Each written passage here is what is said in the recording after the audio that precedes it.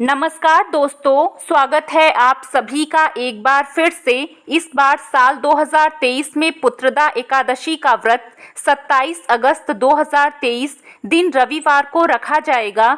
पुत्रदा एकादशी साल में 2 बार आती है, एक सावन के महीने में और दूसरी पौष के महीने में। एकादशी के दिन व्रत रखने वाले भक्तों को एक दिन पहले ही दशमी तिथि की रात से नियमों का पालन प्रारंभ कर देना चाहिए। फिर सुबह सूर्योदय के पहले उठकर स्नान आदि करके शुद्ध और स्वच्छ वस्त्र धारण करके भगवान श्री हरि विष्णु का ध्यान करना चाहिए। हिंदू पंचांग के अनुसार एकादशी तिथि का प्रारंभ 27 अगस्त को सुबह 12:08 से और एकादशी तिथि की समाप्ति 27 अगस्त को रात 9:32 को होगी।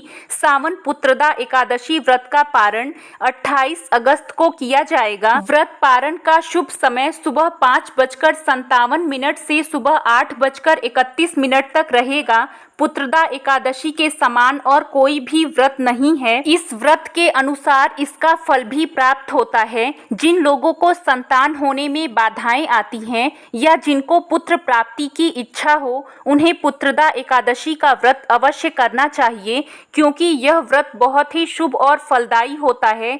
इसलिए संतान प्राप्ति के इच्छुक भक्तों को श्रद्धा और विश्वास के साथ यह व्रत अवश्य रखना चाहिए। हालांकि एकादशी व्रत से संबंधित कुछ नियम होते हैं जिनका पालन करना बहुत जरूरी होता है। आज के इस वीडियो में हम आपको एक सरल और प्रभावशाली उपाय बताएंगे जो इस एकादशी पर करने से आपके भाग्य के द्वार खुल जाएंगे, बरसों की निर्धनता दूर हो जाएगी, भगवान विष्णु और माँ लक्ष्मी दोनों का आशीर्वाद आपको मिलेगा, धन धान्य सुख समृद्धि से आपकी झोली भर जाएगी। दोस्तों, तुलसी तो सब लगाते हैं, लेकिन इस बात को बहुत कम लोग जानते हैं कि तुलसी के नीचे यह चीज़ बांधने पर माँ तुलसी का आशीर्वाद मिलता है।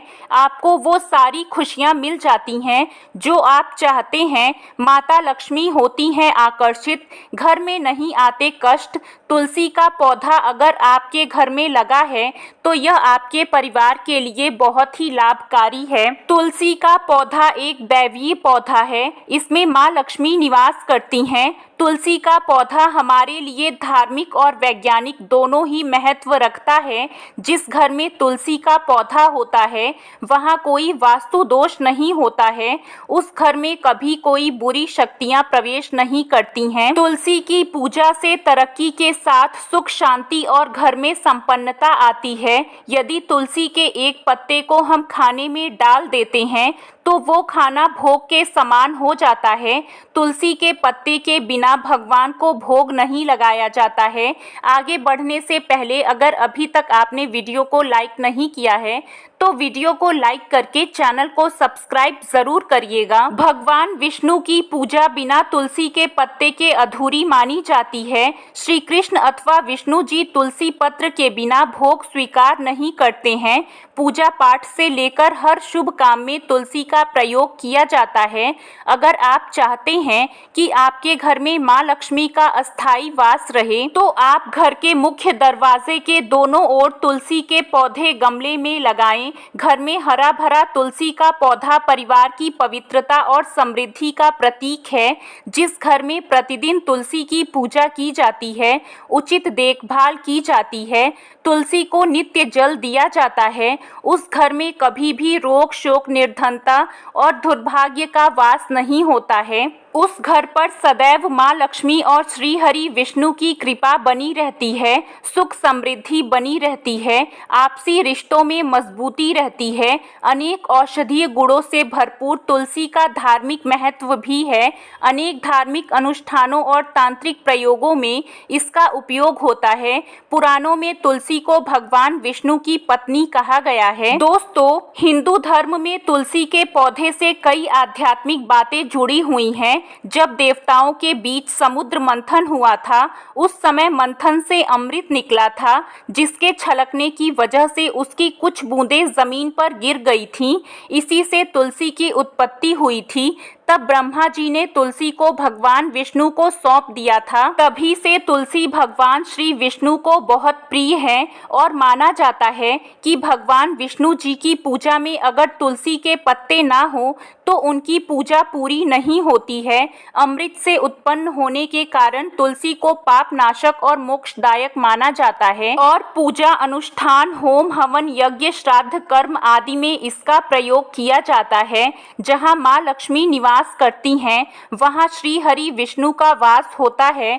तो जब हम तुलसी की पूजा करते हैं तो श्री हरि विष्णु सहित माँ लक्ष्मी का आशीर्वाद मिलता है। शास्त्रों के अनुसार जिन घरों में तुलसी का पौधा हरा भरा रहता है उस घर में सुख, शांति और समृद्धि बनी रहती है। अगर आपके घर में भी तुलसी है तो सुख, शांति और समृद्धि के लिए तुलसी माँ को चुनरी अवश्य चढ़ानी चाहिए।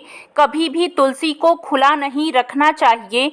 उसके ऊपर लाल कपड़ा या फिर लाल चुनरी जरूर रखना चाहिए। अक्सर लोग तुलसी का पौधा तो लगा लेते हैं लेकिन तुलसी माँ को चुनरी नहीं ओढ़ाते हैं, जिसके कारण उन्हें मन चाहे फलों की प्राप्ति नहीं हो पाती है।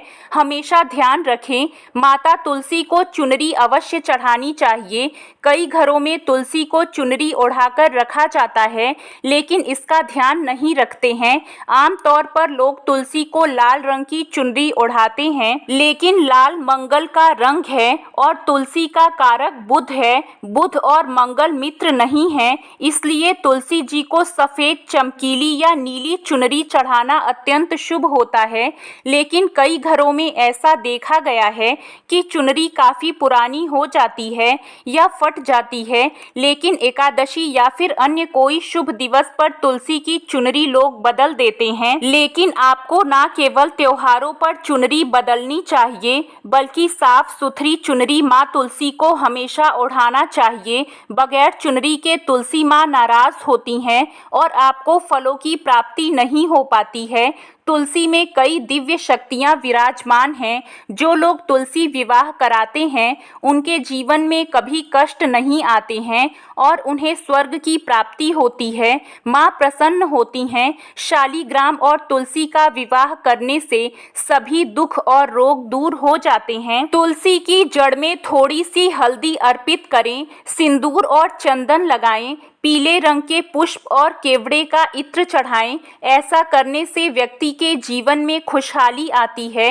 लाल पुष्प तुलसी माँ को अर्पित कर सकते हैं। विधि विधान से पूजा करने के बाद तुलसी की 11 परिक्रमा करें। इसके बाद तुलसी के पास आसन लगाकर बैठ जाएं और तुलसी माला पर तुलसी गायत्री मंत्र का 108 बार जप करें। इसके बाद माँ तुलसी को प्रणाम करें। आपके जो भी कष्ट हैं वो माँ तुलसी को कहें, जिससे माँ तुलसी आपके दुख दर्द दूर कर सकें। बहुत ही शीघ्र आपके सभी कष्ट दूर हो जाएंगे और आपकी सभी मनोकामना पूरी हो जाएगी। तो आज के लिए बस इतना ही। कैसी लगी आपको जानकारी कमेंट में ज़रूर बताइएगा। वीडियो को लाइक करिएगा, अपने दोस्तों के साथ शेयर करिएगा और भी ऐसे वीडियो देखने के लिए चैनल को सब्सक्राइब ज़रूर करिएगा। धन्यवाद।